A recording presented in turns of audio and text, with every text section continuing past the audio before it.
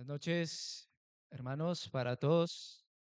Vamos a Tito, capítulo 2, versículo 11. Hoy nos corresponde el versículo 12, pero vamos a leer desde el versículo 11.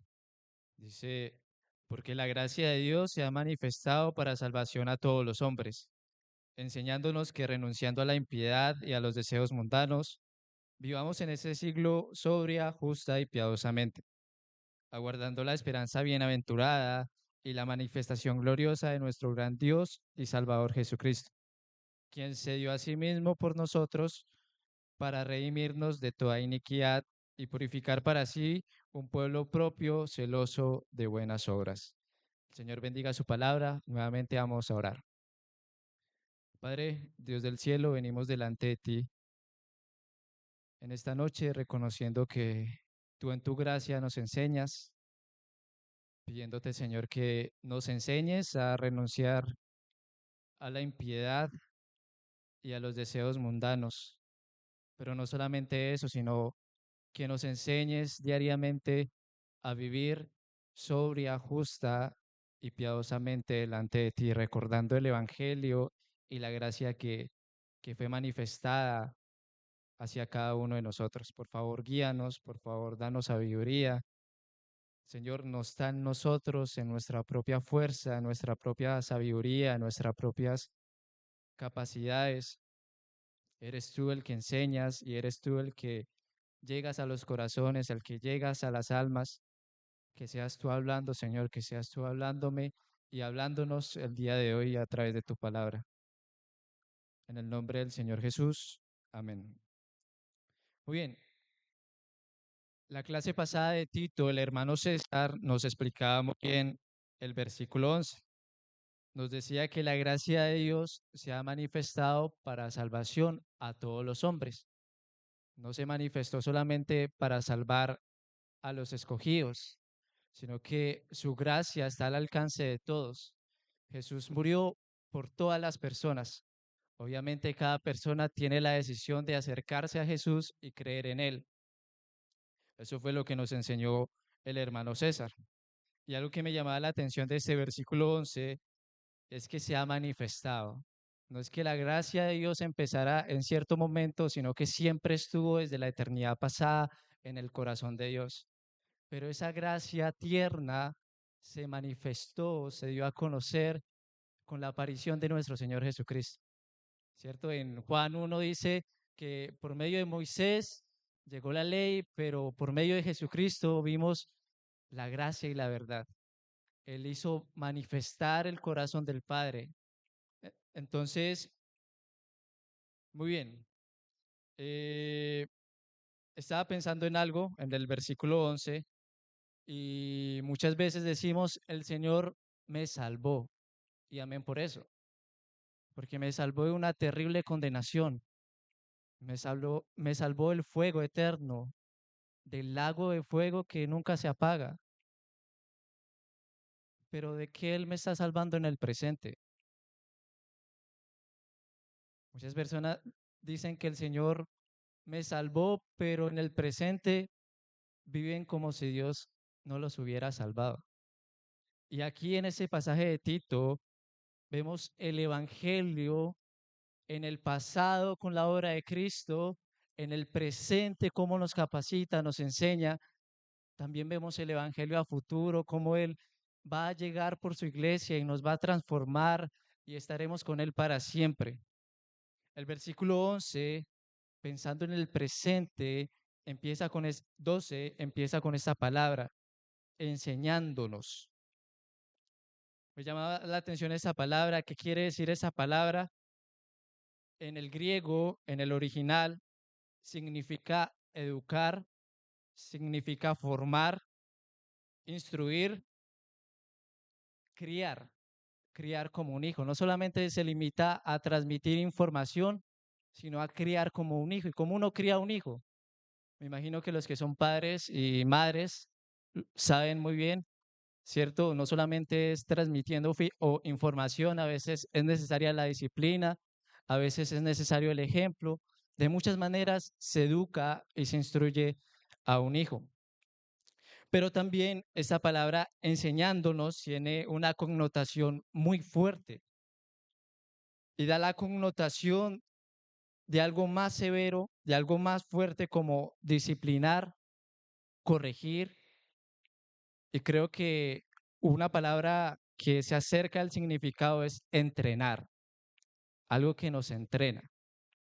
¿Y qué es lo que nos entrena? La respuesta está en el versículo 11, porque la gracia del Señor se ha manifestado para salvación a todos los hombres, enseñándonos. Entonces, ¿qué es lo que nos enseña según ese pasaje? La gracia. La gracia de Dios es lo que nos entrena, es lo que nos corrige, es lo que nos disciplina.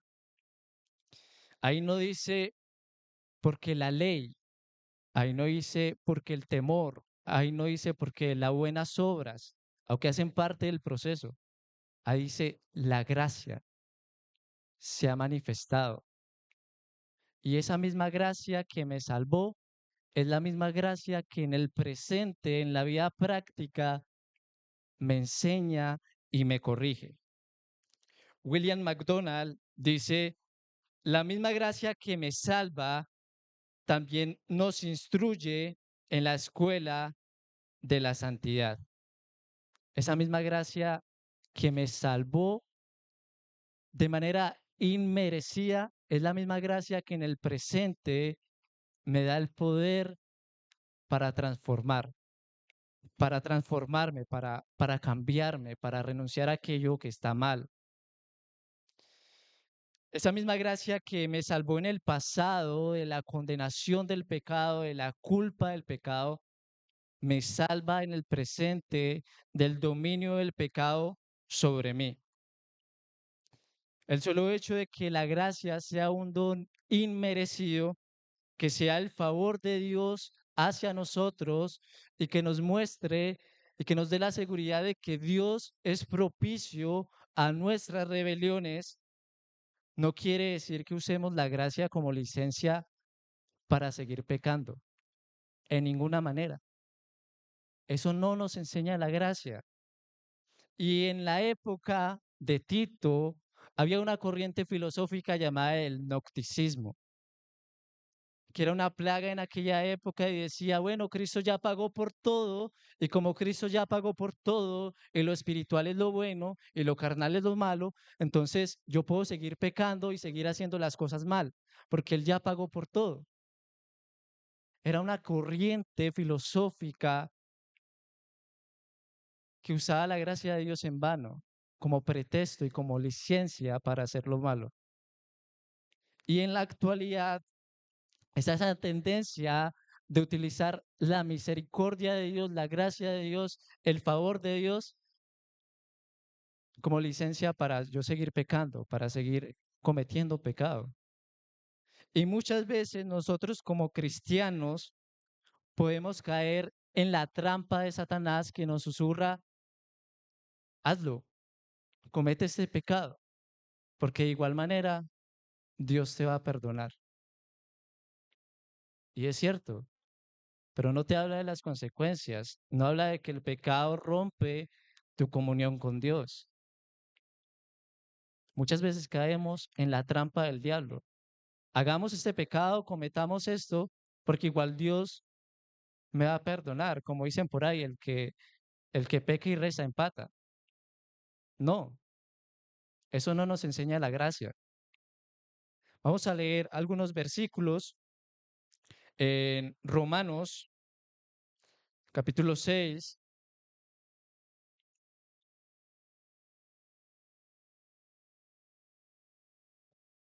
Romanos, capítulo 6. Vamos a leer desde el 5:21. Dice, para que así como el pecado reinó para muerte, así también la gracia reine por la justicia para vida eterna mediante Jesucristo, Señor nuestro. ¿Qué pues diremos? ¿Perseveraremos en el pecado para que la gracia abunde? ¿Y qué dice Dios, el Espíritu Santo, usando al apóstol Pablo en el versículo 2? En ninguna manera, porque los que hemos muerto al pecado, ¿cómo viviremos aún en él? ¿O no sabéis que todos los que hemos sido bautizados en Cristo Jesús, hemos sido bautizados en su muerte? Porque somos sepultados juntamente con él para muerte por el bautismo, a fin de que como Cristo resucitó de los muertos por la gloria del Padre, así también nosotros andemos en qué? En vida nueva. Y el versículo 15 del capítulo 6 se vuelve a repetir esto. ¿Qué pues? ¿Pecaremos porque no estamos bajo la ley, sino bajo la gracia? ¿Y cuál es la respuesta? En ninguna manera. Y vamos, por favor, a Gálatas 5:13, donde nos habla de la libertad. Gálatas 5, versículo 13, dice, porque vosotros, hermanos, a libertad fuisteis llamados, solamente que no uséis la libertad como ocasión para la carne, sino servíos por amor los unos a los otros. No utilizar la libertad, no utilizar la gracia de Dios como licencia para pecar. Primera de Corintios 6:1 nos dice que no recibamos la gracia de Dios en vano. Vamos a Primera de Corintios capítulo 6, versículo 1.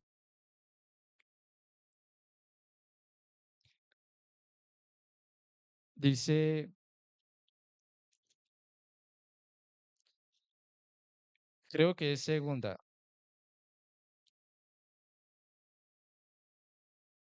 Sí, segunda de Corintios capítulo 6, versículo 1 dice, así pues nosotros como colaboradores suyos os exhortamos también a que no recibáis en vano la gracia de Dios. ¿Qué es recibir en vano? Es recibir algo y que eso que recibimos no hagamos nada con ello, que sea algo inútil, que sea algo sin ningún resultado, sin ningún provecho, sin ningún sentido. Es como si por ahí hay el ejemplo de dos soldados que estuvieron en la guerra, un soldado que era cristiano dio su vida por su amigo que no era cristiano y él siguió como si nada. Él regresó de la guerra y, y siguió su vida como si nada. Luego los padres del muchacho que había muerto, se había sacrificado por él, le preguntaron, ¿realmente valió la pena que mi hijo hubiese muerto por ti? Es esa misma ilustración, ¿cierto? No recibir la gracia de Dios en vano. Y bueno, también vemos que Pablo, el Señor dice, en ninguna manera podemos perseverar en el pecado para que la gracia abunde. De hecho, la palabra en ninguna manera quiere decir que por ningún rincón, por ningún lado, la gracia te va a enseñar que puedes conformarte y seguir viviendo un estilo de vida pecaminoso. Y me llama la atención porque pensaba en la historia de la mujer adúltera, de Juan 8 o 9. Recordemos la historia que traen una mujer a Jesús que para que la apedrearan, esta mujer había cometido un crimen, ella era culpable, estaba delante de Jesús, conocen la historia, él dijo, el que esté libre de pecado, que lance la primera piedra, y todos acusados por su conciencia se fueron yendo, y solamente quedó Jesús con la mujer, y el Señor Jesús la mira a los ojos y le dice, mujer, ¿dónde están los que te condenan? Ni yo te condeno. Y él era el único que podía haber lanzado la piedra y no lo hizo. En ese momento, el Señor Jesús mostró gracia, mostró misericordia, la la salvó de la muerte. Pero ¿qué le dijo después? Vete y no peques más. Eso es gracia también. El Señor en su gracia le estaba enseñando a esta mujer que no siguiera viviendo ese estilo de vida pecaminoso. La salvó, pero no la dejó ahí, sino que la animó a que cambiara su vida. Vete y no sigas pecando. Entonces, pensaba en eso, ¿cierto? Que la gracia no es pretexto para que sigamos pecando. La gracia es la que nos enseña y ya hemos visto que la gracia es como ese entrenador que está ahí entrenándonos, animándonos constantemente. Ahora, ¿qué es lo que nos enseña la gracia? Y vamos otra vez a Tito. Tito 2, versículo 12. Dice, enseñándonos que renunciando, nos enseña a renunciar. La palabra renunciar ahí significa desprenderte, dejar de abrazar algo, significa negar, significa abandonar, significa desechar. La gracia de Dios nos enseña a renunciar, a negar, a abandonar, pero ¿abandonar qué? Ahí dice, enseñándonos que renunciando a la impiedad y a los deseos mundanos. Son dos cosas. La primera de ellas es a la impiedad. ¿Qué es impiedad? La impiedad es lo contrario a la piedad. ¿Qué es piedad? Es vivir consagrado a Dios, es vivir en reverencia a Dios, en vivir con respeto a Dios. Eso es piedad. La impiedad es lo contrario. La impiedad es vivir desobedeciendo a Dios. En el griego quiere decir ateísmo, paganismo. En pocas palabras, vivir sin tomar en cuenta a Dios. Y es curioso porque muchas veces creemos que el ateo es el que no cree en Dios, pero la palabra ateo significa que no toma en cuenta a Dios.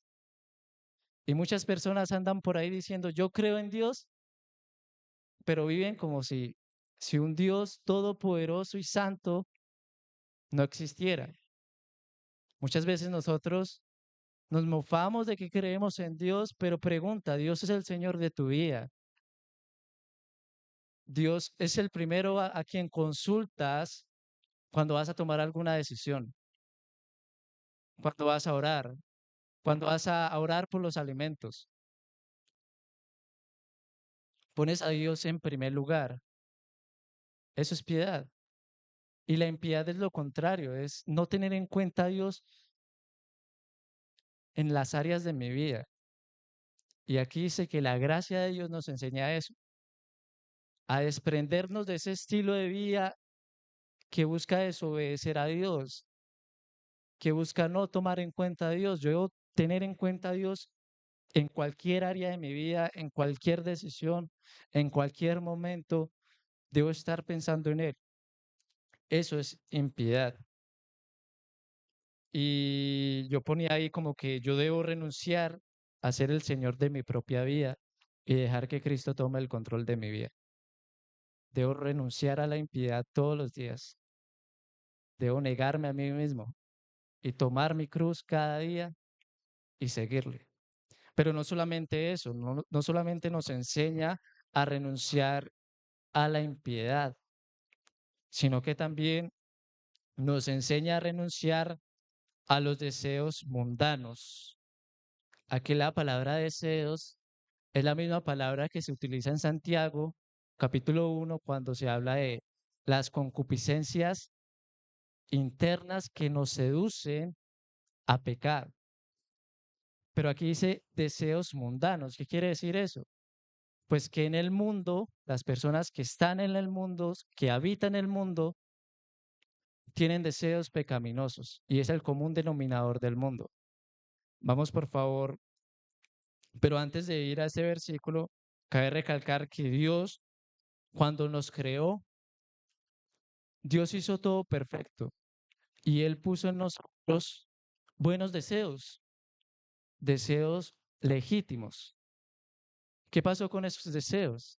A raíz de la caída de nuestros primeros padres, con la entrada del pecado, esos deseos se fueron torciendo y se fueron saliendo de los límites establecidos por Dios. Se fueron saliendo de la voluntad de Dios y comenzaron a hacer deseos por hacer lo incorrecto. De hecho, eso significa la palabra concupiscencia, además de su significado de debilidad, significa deseo por lo prohibido, por lo que está por fuera de la voluntad de Dios. Eh, y la Biblia los llama deseos engañosos, que nacen de nuestra naturaleza pecaminosa. Prometen satisfacción, pero siempre llevan a la ruina, llevan a la muerte. Eso nos dice Santiago, que el fin de esa concupiscencia es la muerte. Muy bien. eh, pero Dios puso deseos buenos. Por ejemplo, el Salmo 37 dice que deleítate en Jehová y él cumplirá las peticiones de tu corazón, los deseos de tu corazón. Ahí está hablando de deseos legítimos que Dios ha puesto en nosotros. También el Salmo 145:19 habla de que Él cumplirá el deseo de los que le temen. Ahí está hablando de deseos buenos que Dios ha puesto en nuestro corazón. Pero aquí estos deseos mundanos son esos deseos que están en el mundo, que están en nuestra naturaleza carnal, en nuestra naturaleza pecaminosa. Y vamos por favor a Primera de Juan,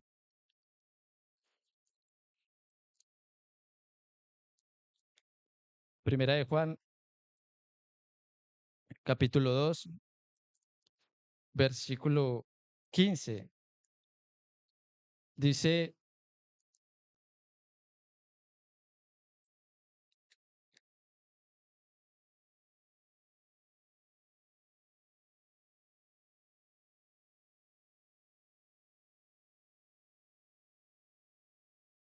no améis al mundo ni las cosas que están en el mundo. Si alguno ama al mundo, el amor del Padre no está en él. Porque todo lo que hay en el mundo, los deseos de la carne, los deseos de los ojos y la vanagloria de la vida, no proviene del Padre, sino del mundo. Y el mundo pasa y sus deseos, pero el que hace la voluntad de Dios permanece para siempre. Aquí en Primera de Juan dice que sus deseos de dónde provienen. No provienen del Padre, provienen del mundo. Ahora, esos deseos como creyentes siguen estando en nuestra naturaleza pecaminosa. Podemos sentir la lucha muchas veces contra estos deseos engañosos. Vamos a Primera de Pedro, capítulo 2, versículo 11. Amados, yo ruego como a extranjeros y peregrinos que os abstengáis de los deseos carnales que batallan contra el alma. Nosotros debemos constantemente luchar para renunciar a esos deseos por hacer lo incorrecto delante de Dios. Y la gracia de Dios nos enseña eso. La gracia de Dios nos enseña a decirle a estos deseos ilegítimos, a esos deseos pecaminosos, a esos deseos mundanos, no. La gracia de Dios nos enseña eso. En primera de Pedro 1:14 nos dice, como hijos obedientes, no os conforméis a los deseos que antes teníais estando en vuestra ignorancia. Primera de Pedro 1:14 nos dice que no debemos conformarnos a ellos. Primera de Pedro 2:11 nos dice que nos abstengamos de ellos. Ahora vamos a Romanos 13:14.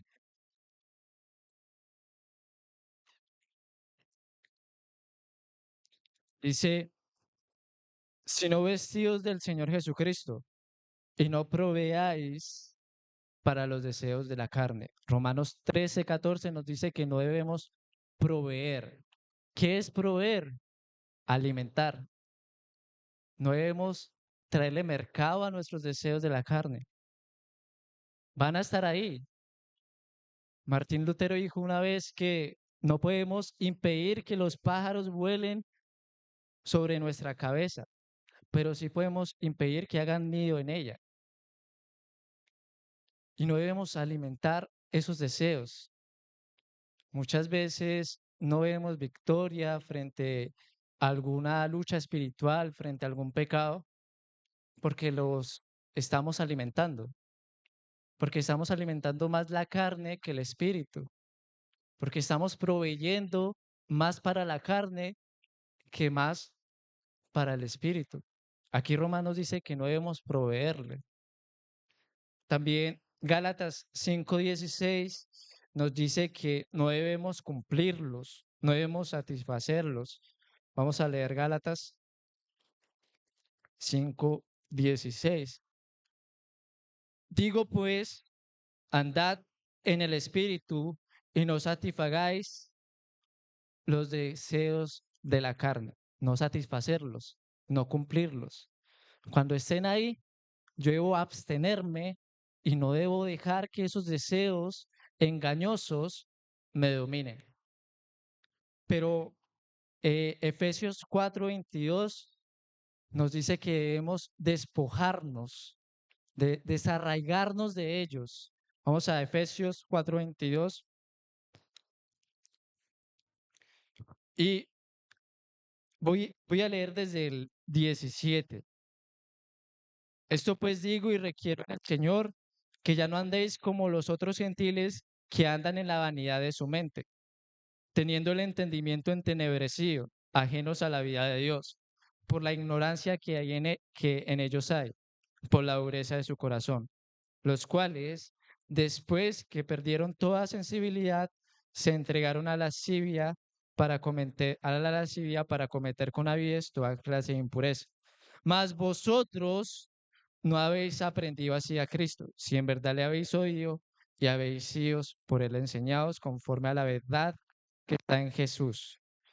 En cuanto a la pasada manera de vivir, despojaos del viejo hombre que está viciado conforme a los deseos engañosos. Despojémonos del viejo hombre que está viciado conforme a los deseos que, ¿cómo son esos deseos? Engañosos.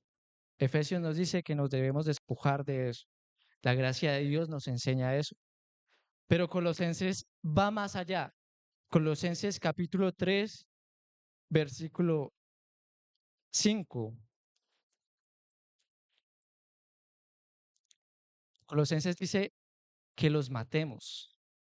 Dice, haced morir pues lo terrenal en vosotros, fornicación, impureza, pasiones desordenadas, malos que, y avaricia, que es idolatría. O sea, que los matemos, que los asesinemos, que no le demos tregua, que los hagamos morir. Entonces, eh, abstenernos, no conformarnos, no proveer, no satisfacerlos, despojarnos y matarlos. Y la gracia de Dios día a día nos enseña a renunciar a esos deseos que están arraigados a nuestra naturaleza pecaminosa. La gracia de Dios nos enseña a dejar de abrazar ese estilo de vida de impiedad, de malos deseos, pero no nos deja ahí. La gracia de Dios nos enseña a cómo debemos comportarnos, cómo debemos vivir. Entonces ya hemos visto, la gracia de Dios nos enseña a renunciar, nos enseña a renunciar a la impiedad y a los deseos mundanos. Pero ahora, volviendo a Tito 1, Tito 1:12, dice, enseñándonos que renunciando a la impiedad, 12, enseñándonos que renunciando a la impiedad y a los deseos mundanos, vivamos.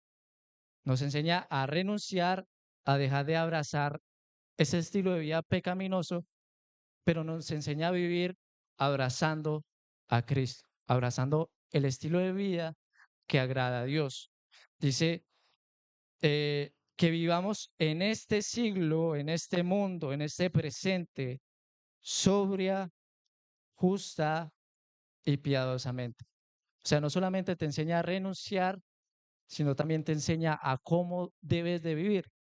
Y aquí hay tres palabras: sobria, justa y piadosamente. ¿Qué es sobriedad? Sobriedad es autocontrol, es lo contrario a la embriaguez. Tiene que ver con dominio propio. La palabra significa sin desenfrenos. Y esta sobriedad es en cuanto a mí mismo. Yo debo vivir con autocontrol o darle rienda suelta a mi carne, a mi vieja naturaleza. Yo debo ser sobrio y aún abstenerme de muchas cosas pecaminosas. También dice justamente. Justamente habla en cuanto a mi relación con los demás. Y, y pensaba en cómo yo me comporto en el trabajo, cómo yo me comporto en mi casa, cómo yo me comporto en la iglesia, cómo yo me comporto cuando estoy solo. Estoy viviendo en justicia, estoy sirviendo al Señor, estoy evangelizando, cuando hay algo que es injusto, me lamento por eso. Bienaventurados los que tienen hambre y sed de justicia, porque ellos serán saciados. Hermanos, debemos vivir un estilo de vida que esté acorde a la justicia. Yo debo ser justo con los demás, justo con mi familia, justo con mis compañeros de trabajo, justo con mis vecinos, porque Dios es justo, porque Dios es santo. Y si Él es santo, Él dice, porque yo soy santo, vosotros también seréis santos. Pero también dice piadosamente. Y este piadosamente es en cuanto a los demás, en cuanto a Dios especialmente. ¿Cómo yo me dirijo delante de Dios? ¿Estoy tomando en serio a Dios? ¿Vivo una vida en comunión de reverencia a Dios? Dios quiere que yo viva en sobriedad, que yo viva en justicia para con los demás, pero que yo viva en piedad para con Él, en reverencia, en comunión. Dios quiere eso, Dios quiere que vivamos eso. Entonces, hermanos, ya vimos quién nos enseña la gracia de Dios. ¿Quién nos enseña? Que renunciemos a la impiedad y a los deseos mundanos y vivamos en este mundo, en este siglo, con autocontrol, sobriamente, con justicia y rectitud y de manera piadosa delante de Dios. Ya vimos eso, pero aquí está otra pregunta. ¿Cómo? ¿Cómo? Y es a través de su gracia, a través del poder que nos da su gracia. Somos débiles para renunciar muchas veces a un estilo de vida pecaminoso y para vivir en rectitud. No están nuestras fuerzas. En nuestras propias fuerzas no podemos hacer nada. Separados de Cristo, nada podemos hacer. Es el poder de Dios. Él no nos dejó huérfanos. Él nos dio a su Espíritu Santo. El Espíritu Santo es Dios mismo y Dios mismo habita dentro de nosotros, hermanos. Y la Biblia dice que ese mismo poder que resucitó a Cristo de entre los muertos es el mismo poder que ahora yo tengo para vivir de una manera que agrade a Dios. Yo muchas veces me he preguntado cómo puedo renunciar a aquello, cómo puedo ser un cristiano que agrade a Dios.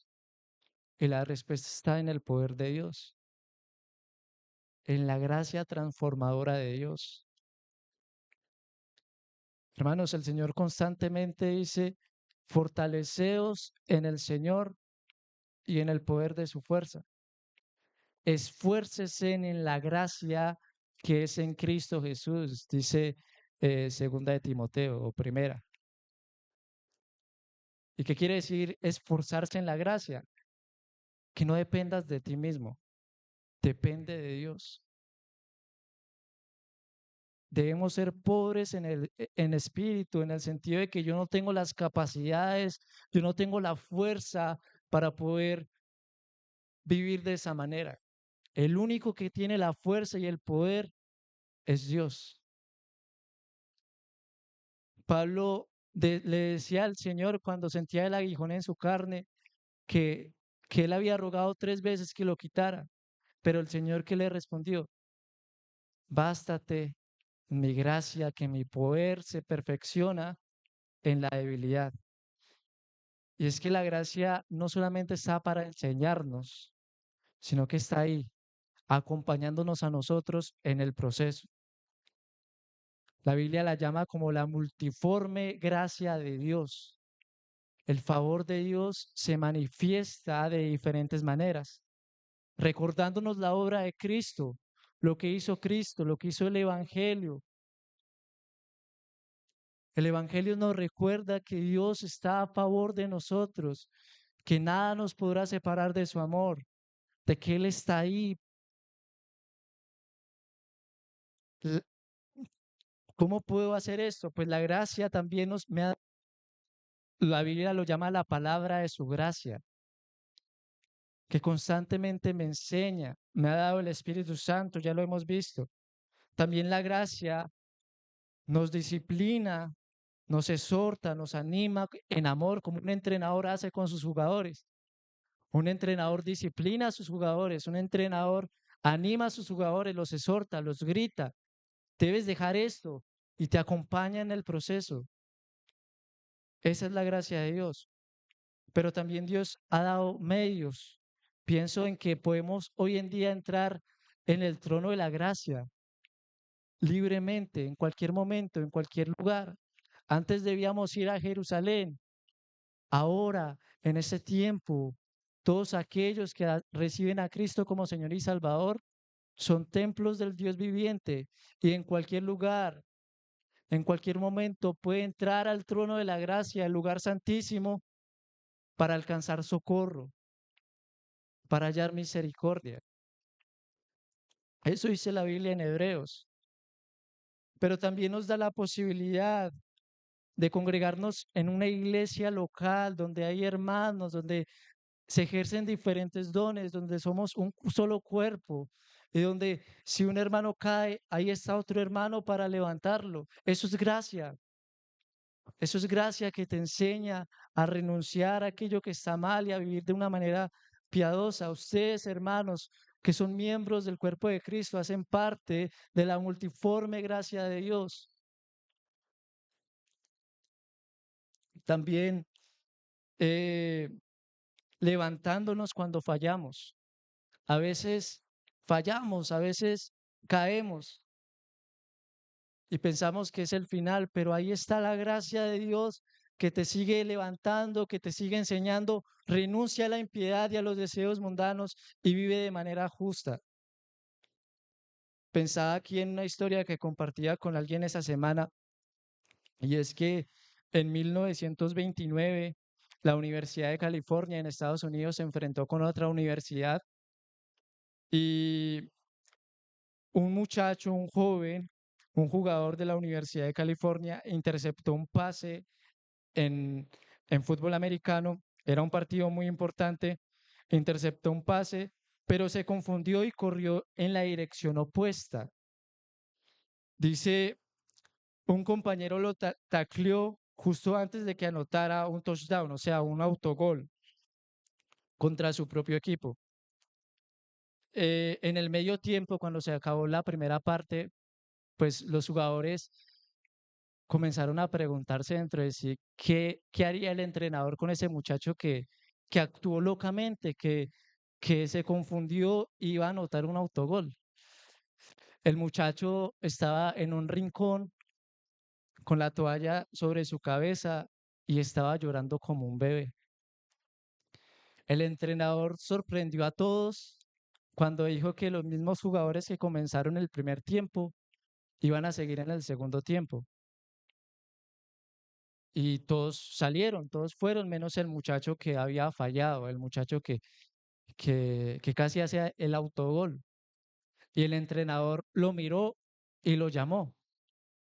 El entrenador lo vio y vio que su cara estaba hinchada, roja de tanto llorar.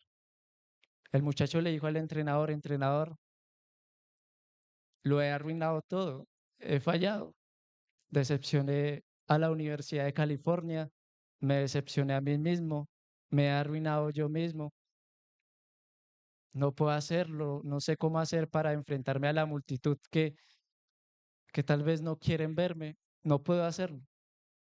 El entrenador llega, pone su brazo sobre el hombro de este muchacho y le dice, Roy, levántate y regresa. Este juego solo está a la mitad. Y cuando leía esta historia, yo decía, qué entrenador, pero pensaba en mi vida y pienso en qué Dios como el que tenemos, que nos ofrece segundas oportunidades, que cuando fallamos, que cuando no le agradamos y estamos ahí en el piso, Él extiende su gracia para levantarnos. Qué Dios como el nuestro, hermanos, que a pesar de nuestros hierros, de nuestras caídas, nos ofrece segundas oportunidades y nos anima a seguir adelante, nos anima a seguir a abandonar el pecado, nos anima a luchar, a vencer, pero no en nuestras fuerzas, sino en las fuerzas de Dios. Eso es gracia. Entonces ya vemos que la gracia tiene múltiples formas en las que se manifiesta. Dios ha dejado los medios para que podamos seguir adelante y para que podamos cumplir ese versículo 12. Recuerden ese versículo, la gracia de Dios en el presente me enseña a renunciar a la impiedad y a los deseos mundanos y a vivir en este siglo, en este mundo caído, en este cuerpo caído de una manera sobria, justa y piadosamente. Quiero terminar con un versículo en Segunda de Corintios,